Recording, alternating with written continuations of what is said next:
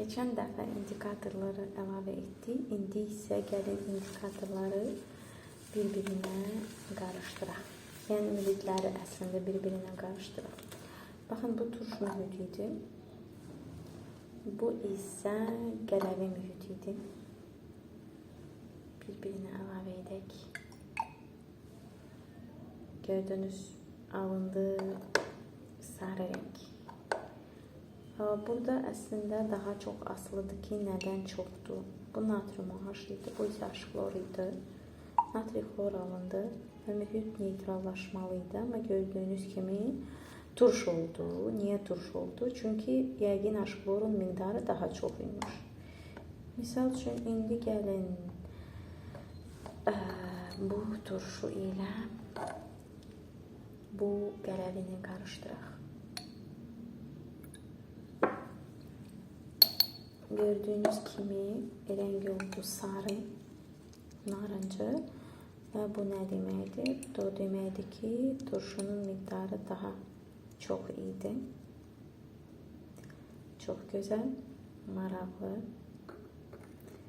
İndi isə bu qələvi ilə qarışdıraq. Görün necə də. Hələ ki, bütün qələvi bitənə qədər əla və turşumuz çox olduğu üçün yenə mühitimiz nə oldu? Sarı. Bu qədər. Amma əgər suyu töksək qələvinin üstünə, sizcə nə olacaq? Bəli, renk dəyişməməlidir, çünki neytral mühitdir. Və ya bu suyu ilə bu suyu qarışdırsaq,